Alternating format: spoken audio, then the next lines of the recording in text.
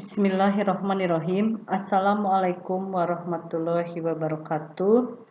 Perkenalkan, nama saya Sri Agustina, SPD, MPD, ASN Dinas Pendidikan Provinsi Jawa Barat, Cabang Dinas Pendidikan Wilayah 12, dengan instansi bekerja atau unit kerja di SMK Negeri 4 Kota Tasikmalaya. Dalam kesempatan ini, saya akan memaparkan mengenai bahan ajar proyek ilmu pengetahuan alam dan sosial atau IPAS dengan tema yaitu mitigasi bencana kebakaran di pemukiman.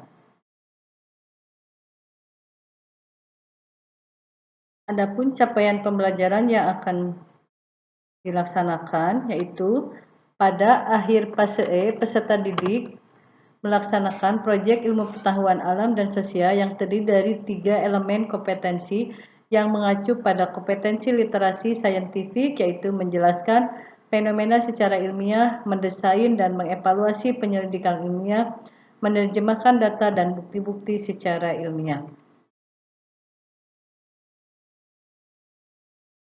Capaian berdasarkan elemen yang akan dilaksanakan yaitu terdiri dari 3 elemen. Yang pertama yaitu elemen pertama menjelaskan fenomena secara ilmiah atau FI. Peserta didik diharapkan dapat memahami pengetahuan ilmiah dan menerapkannya atau membuat prediksi sederhana disertai dengan pembuktiannya.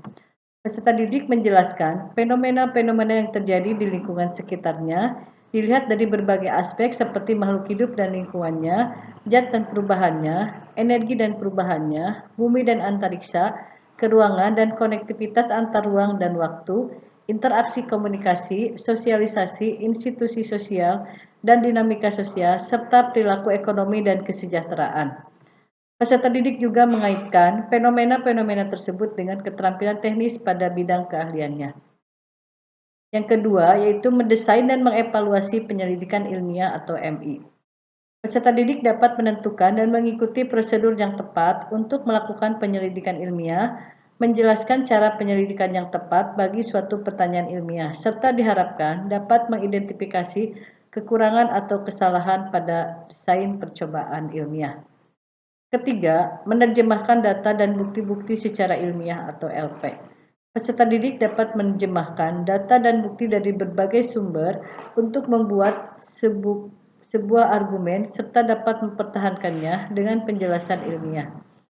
Peserta didik diharapkan dapat mengidentifikasi kesimpulan yang benar diambil dari tabel hasil grafik atau sumber lain. Peserta didik juga dapat merencanakan dan melaksanakan aksi sebagai tindak lanjut, mengkomunikasikan proses dan hasil pembelajarannya melalui refleksi diri terhadap tahapan kegiatan yang dilakukan. Adapun tujuan pembelajaran yang akan disampaikan yaitu dengan melalui pengamatan video atau literasi digital. Pertama, peserta didik dapat mendeskripsikan kejadian dan fenomena bencana kebakaran di pemukiman berdasarkan kajian energi dan perubahannya, arus listrik, perpindahan kalor, konsep tetrahedron api, dan faktor sosial ekonomi.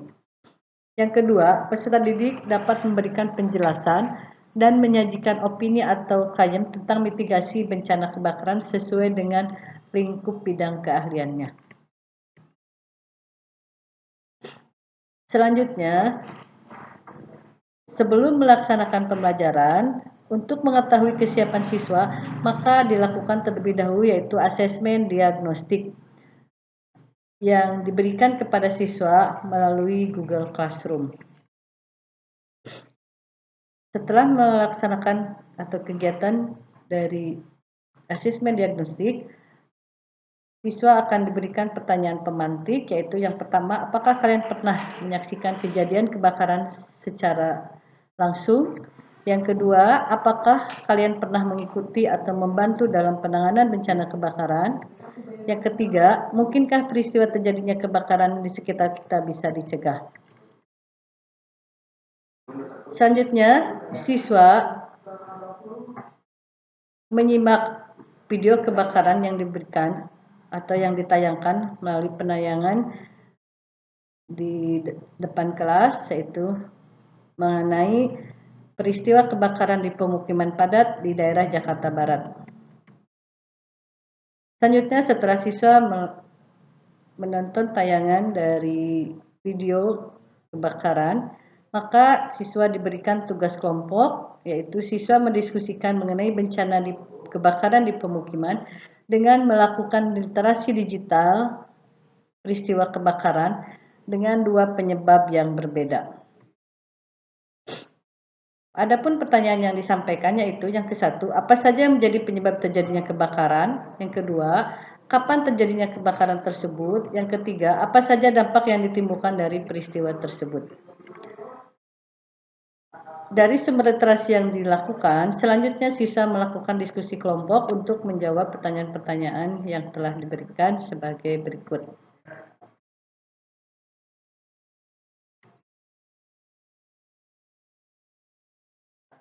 1. Apakah yang dimaksud dengan pemukiman menurut Undang-Undang tahun 2011? Yang kedua, apakah yang dimaksud dengan kebakaran menurut Dewan Keselamatan dan Dewan Kerja Nasional atau DK3N? Yang ketiga, apakah yang dimaksud dengan sistem proteksi aksi terhadap kebakaran? Yang keempat, apakah yang dimaksud dengan arus listrik serta menggambarkan contoh peristiwanya? Kelima, bagaimana hubungan antara panjang penghantar, diameter penghantar, dan kemungkinan terjadinya kebakaran? Tetap penjelasannya. Yang keenam, apakah yang dimaksud dengan konveksi? Yang ketujuh, apakah yang dimaksud dengan peristiwa pembakaran menurut teori reaksi eksoterm dan tuliskan jenis-jenis kebakaran yang terjadi. 8. Jelaskan yang kamu pahami dari teori segitiga api dan teori tetrahedron api. 9. Jelaskan fungsi APAR. Terakhir, ada berapakah klasifikasi APAR? Apa saja dan jelaskan. Selanjutnya, setelah siswa menjawab pertanyaan-pertanyaan tersebut, maka siswa mempresentasikan dari hasil diskusi yang telah dilaksanakan, yaitu berdasarkan kesepakatan kelompok dari 6 kelompok yang ada di dalam kelas.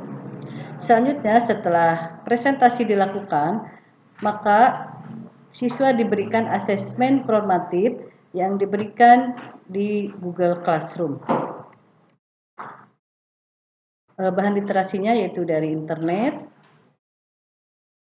Demikianlah paparan yang disampaikan mengenai mitigasi kebakaran di pemukiman.